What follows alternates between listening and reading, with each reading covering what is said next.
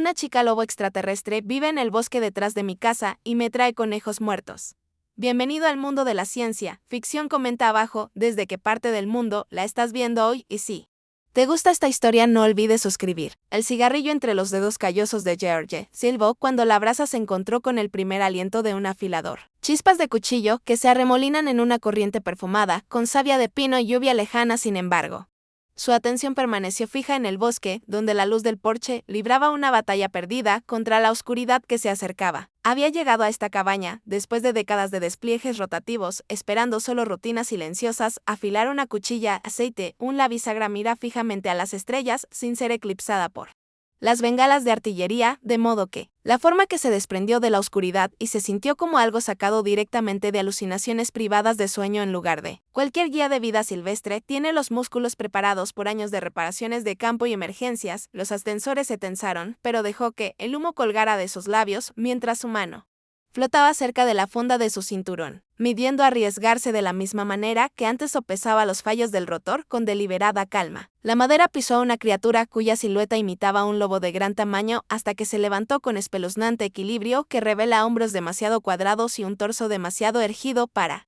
cualquier ser terrenal. El pelaje de la bestia de medianoche absorbió la luz, pero sus ojos estaban cubiertos de un halo azul brillante. Un brillo interior que le recordaba a las barras de un reactor vistas a través del refrigerante. Lo observaba con una familiaridad que debería haber pertenecido a un viejo amigo, no a un extraño. Ella avanzó con garras susurrando sobre agujas caídas y colocó un conejo aún tibio sobre la madera deformada, su cuerpo flácido y ofreciéndolo, presentado con un cuidado casi ceremonial.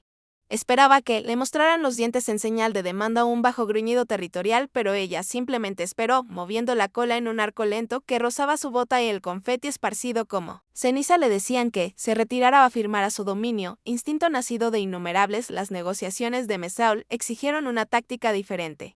Apagó el cigarrillo contra su talón y se agachó sin prisa, y aceptó el regalo con un gesto más solemne que cualquier saludo que hubiera hecho en uniforme. Luego se levantó para sostener su mirada, en lugar de romperlo a la luz de la lámpara. Su pelaje brillaba, donde el viento lo separaba, insinuando sutiles hilos bioluminiscentes que pulsaron una vez y luego se atenuaron como si fueran tímidos. Ella no se inmutó, ni se encendió en señal de desafío, y la quietud se prolongó hasta que él se dio cuenta de que ella estaba esperando. Permiso para salir, gracias, murmuró voz áspera por desuso, inseguro si las palabras importaban, pero ofreciéndolas de todos modos. La criatura, no el extraterrestre, porque las cicatrices de la torreta y las marcas de combustión en los restos le habían enseñado a leer señales de origen no humano mucho antes de que el latón. Los soldados alistados se atrevieron a informar sobre avistamientos clasificados que dieron una impresión casi imperceptible. Inclinó la cabeza y luego se fundió nuevamente en el bosque con un sonido como el del viento que se retira entre los troncos. Solo cuando la oscuridad la envolvió, él soltó el aliento que había contenido desde su llegada y notó que sus dedos, una vez lo suficientemente firme como para suturar líneas hidráulicas bajo fuego enemigo, ahora temblaba alrededor de las orejas del conejo. Dentro de la cabina, los fluorescentes zumbaban sobre un banco de trabajo lleno de objetos oxidados, hojas de sierra, bobinas de cobre y la caja de cambios medio desmontada de una TV. Se prometió a sí mismo que algún día terminaría. El desorden lo consolaba porque las herramientas no mentían ni juzgaban, simplemente obedecían. Sin embargo, esta noche, incluso sus siluetas familiares parecían conspiradoras, como si también se preguntaran qué había cruzado el patio. Desolló al conejo con eficiencia practicada. Colocó la carne limpia en una bandeja de hojalata y observó la piel, considerando si dejarlo en el tocón al borde de los pinos podría continuar un diálogo que las palabras no podrían lograr. La experiencia le dijo que las relaciones podían construirse mediante el trueque tan fácilmente como el lenguaje, y sintió una extraña obligación de corresponder al respeto que ella le había demostrado al no abrirlo en canal. Aún le asaltaban recuerdos de emboscadas surgidas de una confianza mal depositada.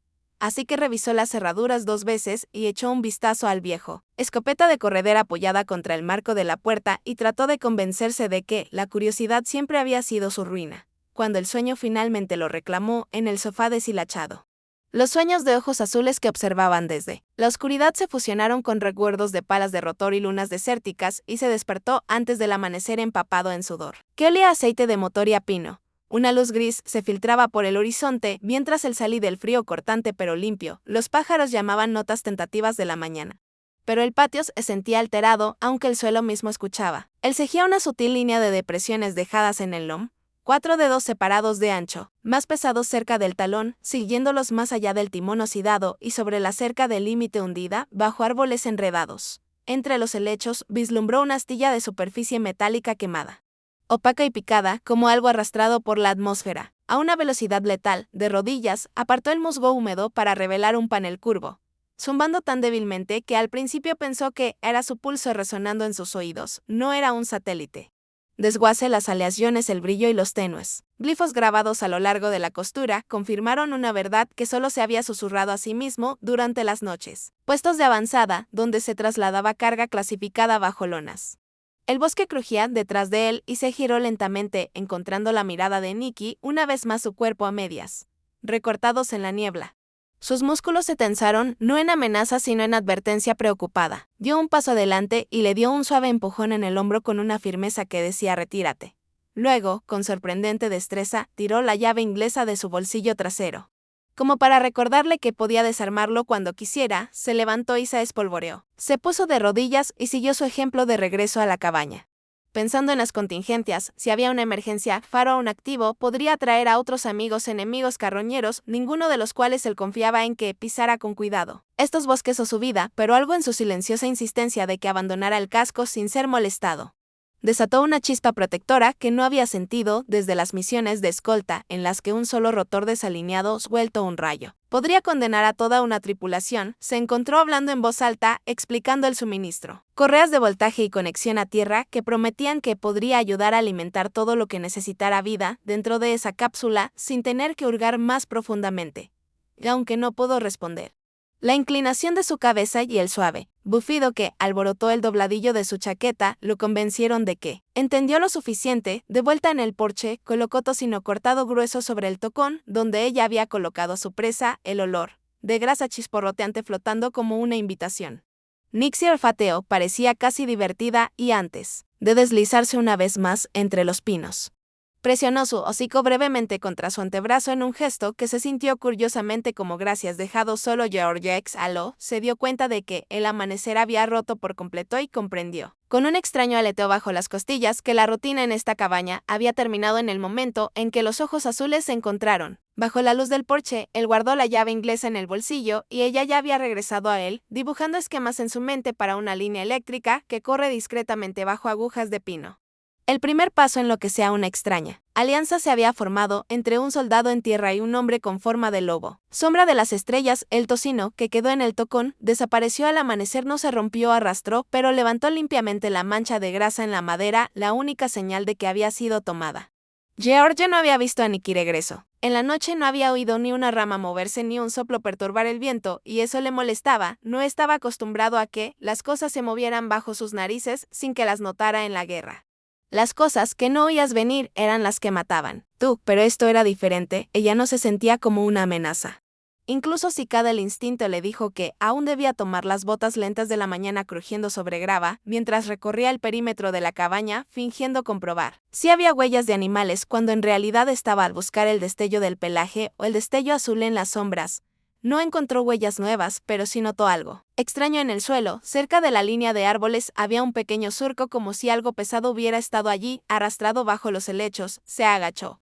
Pasó una mano por el surco y notó rayas débiles de herramientas en la tierra, demasiado ordenadas para pezuñas de ciervo o garras desnudas. Fue entonces cuando se dio cuenta de que los restos no estaban simplemente en el bosque. Algo los había movido. Él los siguió. Una sangría como un rastro que se movía más allá de donde había estado la vaina el día anterior. Pero ya no estaba allí, el musgo todavía estaba aplanado en forma de media luna. Pero el agujero había desaparecido, o al menos estaba escondido, más profundamente bajo cubierta, no enterrado, no removido. Hojas y ramas ocultas y cubiertas deliberadamente dispuestas para romper su superficie reflectante. El tipo de reconoció el camuflaje de los manuales de campo que significaba propósito, de inteligencia. La niña Nikki no era solo un animal herido que se arrastraba desde el lugar de un accidente. Tenía entrenamiento e instintos demasiado precisos. Por coincidencia, eso lo cambió todo. George no intentó destapar la olla una vez más. Él simplemente se quedó allí mirando el lugar donde se encontraba el metal, sabiendo que era su mensaje. Retrocedía, y él respetaba eso. Pero eso no mató al ingeniero que llevaba dentro. Caminó de regreso a la cabaña, abrió la puerta de su taller y comenzó a juntar las piezas. un generador silencioso que pudiera suministrar una corriente constante sin hacer ruido. Lo mantuvo a bajo voltaje suficiente para revivir células muertas o alimentar sistemas menores si su cápsula se estaba agotando. Pensó que ella lo tomaría como una oferta de paz. Sin cables ni alambres esta vez, monté una célula solar en un panel suelto. La atornillé a una lámina de aluminio y la anclé en un lugar donde había árboles. Lo adelgazó lo suficiente para captar la luz del sol a través del dosel y luego dejó un cable de alimentación enrollado en el borde de la línea de árboles. En un trapo rojo para que resaltara sin ser amenazante, no dejó una nota, no explicó, simplemente lo dejó. Siéntate allí como un apretón de manos en un campo minado. El día pasó sin incidentes, sin regalos, sin visitantes, solo viento, al rozar las agujas de pino y escuchar el susurro de los pájaros en las ramas. George fingió estar jugando con la motosierra, pero sus oídos estaban atentos al bosque, incluso. El bosque parecía contener la respiración como si esperara a ver qué venía. Luego no fue hasta el anochecer que la volvió a ver. Estaba bebiendo de un viejo termo en los escalones traseros cuando lo primero que vio fueron sus ojos, esos inconfundibles orbes brillando como LED en la oscuridad. Esta vez no se movió hacia él. Estaba agachada, medio escondida detrás de él. Tocón observando la cabaña como un soldado, vigilando un puesto de avanzada, él tampoco se movió, solo levantó el termo, tomó un bebió lentamente y mantuvo la mirada neutral. Fue Nixie quien rompió el silencio, dando palmaditas hacia adelante sobre dos pies. Esta vez no todos cuatro patas, su postura menos bestial y más humana, era sutil, hombros echados hacia atrás, cabeza nivelada, pero él notó que ella se detuvo en el borde de la grava, miró hacia abajo al cable enrollado y luego hacia él. Con la cabeza ligeramente inclinada, él asintió una vez, una silenciosa confirmación de que no necesitaba su permiso. Pero dudó de todos modos y luego recogió el extremo del cable y desapareció de nuevo en el bosque, sin hacer ruido. George se quedó despierto hasta tarde esa noche, no porque esperara que ella regresara, sino porque no podía dormir. Su mente daba vueltas con imágenes de la vaina. El metal arrastrado y la extraña mezcla de precaución e intención. The Knight no solo estaba sobreviviendo, estaba arreglando algo, ocultando algo. Planeando eso, le hizo pensar en las veces que lo habían dejado atrás con una bolsa de piezas y le habían dicho que hiciera milagros con piezas rotas. Cosas que recordaba. Cómo se veía la desesperación en los soldados que no podían hablar el idioma local, que no sabían si alguna vez llegara la ayuda. Él había visto esa misma mirada en ella, no miedo. Determinación. Por la mañana el cable había desaparecido. El trapo rojo se había doblado cuidadosamente y había regresado alto como un agradecimiento a ese pequeño el gesto de la tela doblada, lo golpeó más fuerte de lo que esperaba. Era el tipo de cosas que solo alguien que entendía el valor del orden se molestaría en hacer una señal de respeto mutuo. Se guardó el trapo en el bolsillo y mantuvo la boca cerrada. No hizo preguntas, no exigió respuestas, él simplemente continuó con su día, reforzando la red eléctrica de la cabina, revisando su almacenar baterías y volver a verificar el monitor de frecuencia de emergencia que no había usado desde que se jubiló. Sí. Necesitaba ayuda real, no solo carne o herramientas. Quería estar listo esa misma tarde. Un parpadeo en el escáner llamó su atención, no exactamente una transmisión, sino un pulso de onda corta encriptado y en bucle. No fue aleatorio. Tenía ritmo. George frunció el ceño y se inclinó más. Cerca la frecuencia estaba apenas por encima del ruido de fondo, pero se repetía cada 30 segundos con una precisión exacta que no era natural para alguien, o algo seguía sonando, tal vez el pad. Tal vez algo más, y si él podía captarlo en este viejo equipo, alguien más probablemente allá afuera también podría. Eso significaba que el tiempo era corto. Alguien podría ya estar mirando. Cuando salió de nuevo, Nikki estaba allí, esta vez agachada cerca del panel solar. Los ojos no estaban en él, sino en el horizonte, orejas moviéndose nerviosamente. Ella parecía inquieta, alerta. Ella no se acercó. Justo miró fijamente la copa del árbol, olió el aire como si algo estuviera mal. George siguió su mirada y no vio nada, pero confió. Sus instintos más que sus ojos. Algo había cambiado, algo venía, él aún no sabía qué, pero podía sentir que una tormenta no siempre era viento y lluvia. A veces era metal en el cielo o botas en la tierra, a veces era el silencio, que duraba demasiado tiempo. Él no habló, solo caminó hacia el porche. Agarró la escopeta de esos ganchos y comenzó a revisar las balas de la chica en él. El bosque le había traído más que carne y misterio. Le había traído problemas y George, maldita sea, no iba a dejar que lo enfrentara. George solo no cargó la escopeta con un ruido llamativo, ni un destello dramático, lo manejó como cualquier otra herramienta en su vida, con la precisión de un hombre que entendía lo que significaba un fracaso y había sobrevivido lo suficiente como para no correr riesgos. Los proyectiles hicieron clic en el blanco con un ritmo constante, mientras la chica en el bosque Nikki se mantuvo completamente quieta. Las orejas de Nikki se movieron una vez y luego aplanaron sus ojos brillantes.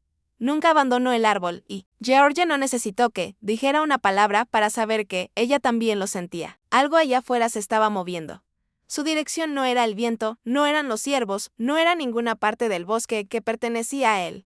Había estado destinado en suficientes puestos remotos y unidades de reconocimiento de sabotaje para reconocer el escozor de ojos lejanos de terreno, a punto de ser violado. Algo antinatural presionó el aire, se ajustó la chaqueta, comprobó la tensión de las botas que se ató por costumbre, bajó del porche al patio lleno de mangueras enrolladas, clavos doblados y reliquias oxidadas de reparaciones a medio terminar. No se acercó a Nike directamente.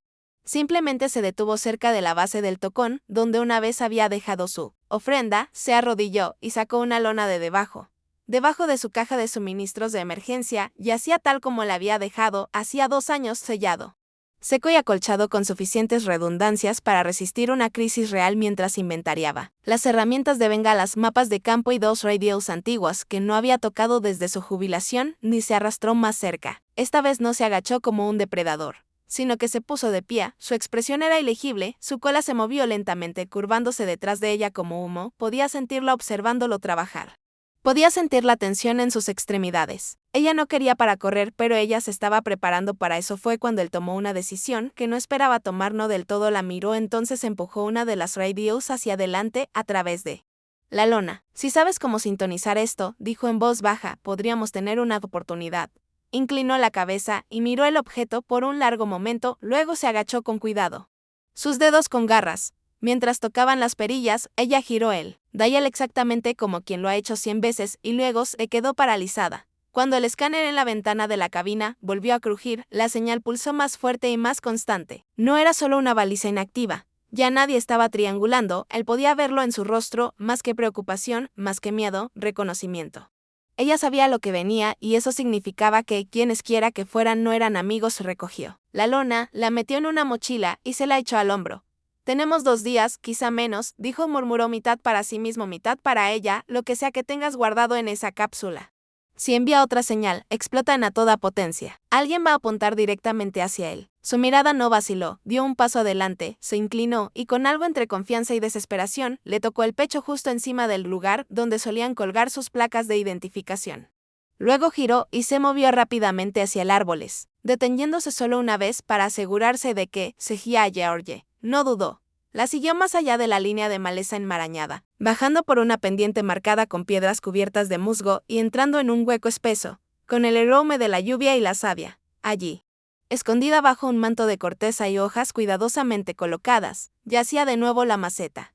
Aunque ahora pulsaba débilmente con un brillo rojo apagado, cerca de su panel central, se movió hacia un lado y rozó con la palma de la mano un trozo de metal y la máquina se abrió con un siseo hidráulico. En el interior el conducto de energía zumbaba débilmente.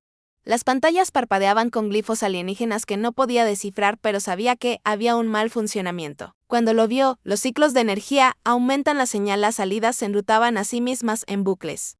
Todo el sistema estaba a punto de freírse, tratando de gritar pidiendo ayuda o advertencia, o dejó la mochila en el suelo y sacó un cable de tierra enrollado de la parte inferior. Y se arrodilló junto a la escotilla. Déjame, dijo, y Nixie se hizo a un lado sin discutir. Observó en silencio mientras él abrió la carcasa y dejó al descubierto un conjunto retorcido de conectores y nodos. El técnico no era humano, pero no lo era del todo. El cableado extranjero era cableado actual, era actual. Quien construyó esto había usado la lógica y la lógica era algo que George entendía incluso cuando el lenguaje le fallaba. Cortó una línea parpadeante, soldó un puente entre 2 conductores principales y conectó el nodo de conexión a tierra a través de su propio equipo externo alimentado por su generador. En la cabaña lentamente el pulso de la señal pasó de ser un grito de alta frecuencia a un zumbido sordo, similar a un latido del corazón, controlado y oculto. Encapuchada, ni se inclinó. Rozó la pantalla con la mano y exhaló bruscamente. Su pelaje estaba ondulado, con un sutil viol y pulsos blancos que corrían como aliento por su columna vertebral. Miró a George y luego levantó la vista. Una mano con garras dibujó una línea lenta en la tierra, una forma de media luna intersectada por 3 puntos, un símbolo, tal vez una advertencia. Luego señaló el cielo, luego su collar, luego el bosque. George siguió el rastro de gestos y lo reconocía. Juntos la habían rastreado. A través de ese collar, alguien allá arriba lo estaba usando. Ella había cerrado la cápsula para esconderse, pero el collar aún filtraba la señal de que había estado corriendo, escondiéndose, buscando comida para sobrevivir y ahora su tiempo se había acabado. De regreso a la cabaña. El caballero se sentó sobre el patio como un abrigo pesado. Giorgio tomó el largo camino de regreso, estudiando el bosque en cada dirección, marcando caminos, colocando viejos disparadores de movimiento. Con cables trampa y campanas, no estaba construyendo trampas, solo señales de advertencia si algo venía. Quería escucharlo venir dentro de él. Ajustó el escáner, aisló la banda de frecuencia anterior y reprogramó la segunda radio para que coincida. Luego lo colocó en el alféizar de la ventana y lo dejó reposar, esperando a que Nicky lo usara.